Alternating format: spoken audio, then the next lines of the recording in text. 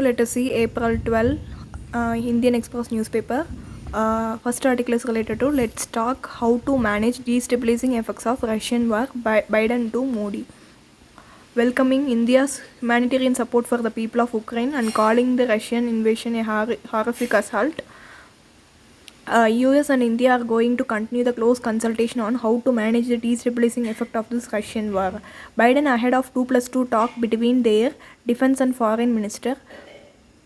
Prime Minister Narendra Modi, who did not name Russia after killings of innocent civilians in Ukraine. Bucha city is very worrying. This is the first time in the Prime Minister has spoken on the Bucha killing. External Affairs Minister S. Jaishankar and others. Modi said he had held conversation with Russian President Vladimir Putin and Ukraine President Volodymyr Zelensky suggested that they hold direct talks between themselves. Let's talk how to manage the effects of Russian war. Same topic, the continuation is the world's largest democracy to respect for the sovereignty and territorial integrity of all nations in the Indo-Pacific and beyond, with a particular focus on global food supply. Okay. Next article that we are moving into is related to retail MSME credit growth rate to near double digit. Credit growth in the banking sector is set to hit the double digit with offtake of borrowers rising by 9.6%, largely to the collateral-free loan to MSME. What imparts confidence to the economy is the jump in the retail loans, since these reflect improved consumer spending, which had taken a hit due to pandemic.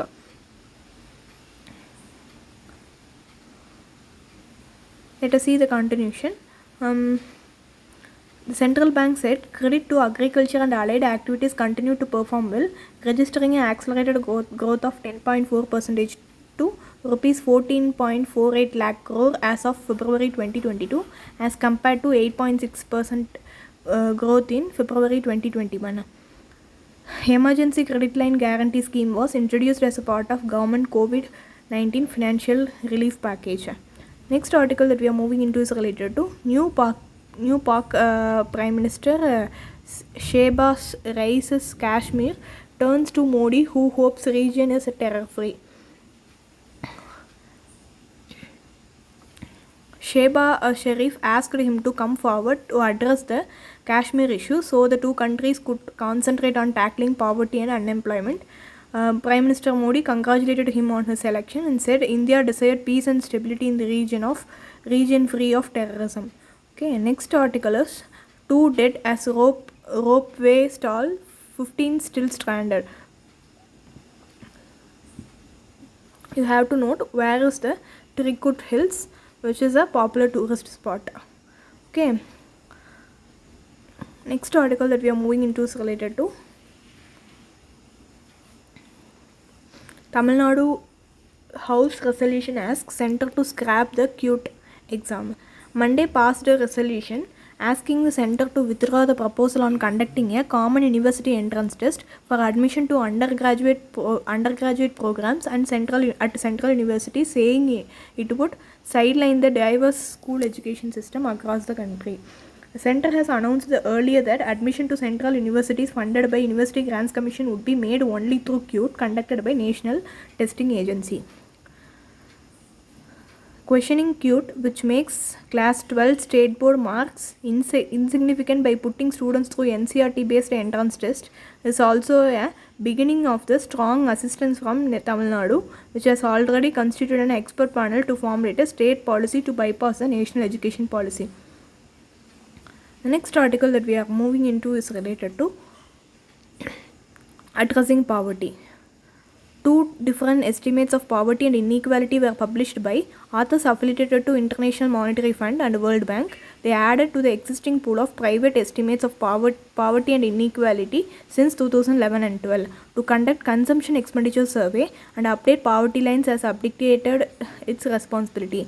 Last consumption survey of 2017-18 was junked for no reason.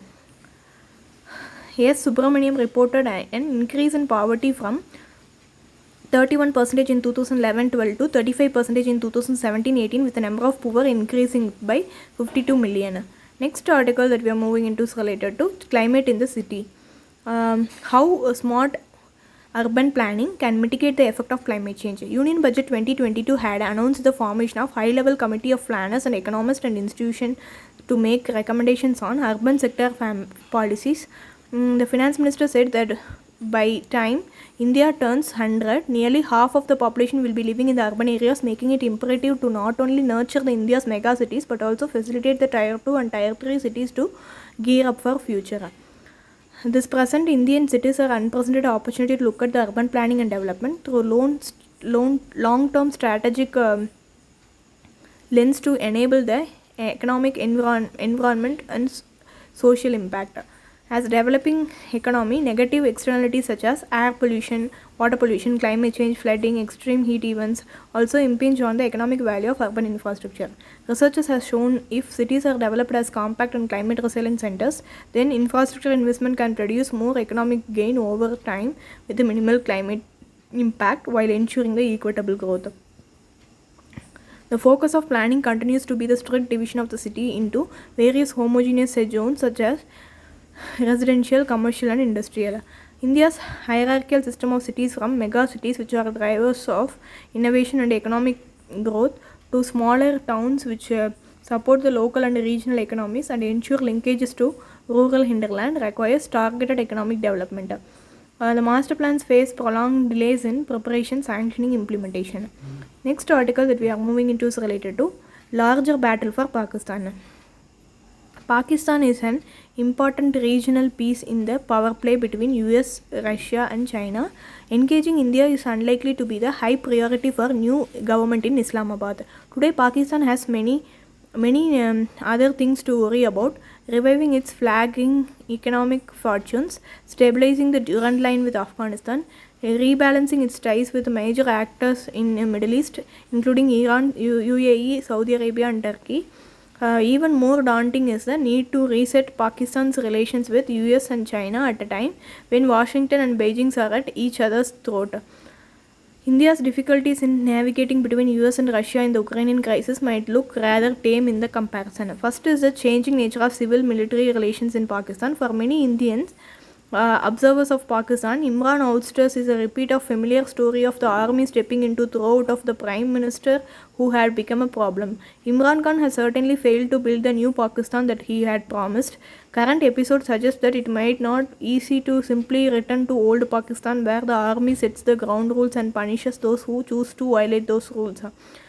Trouble between Imran Khan and Army Chief Qamar Javed Bajwa came into the open when the former refused to let go the ISI chief.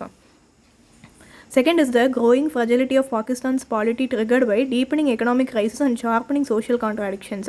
This is not easily overcome by celebration of constitutionalism that was prevailed last week against Imran Khan, contempt to hold on to power.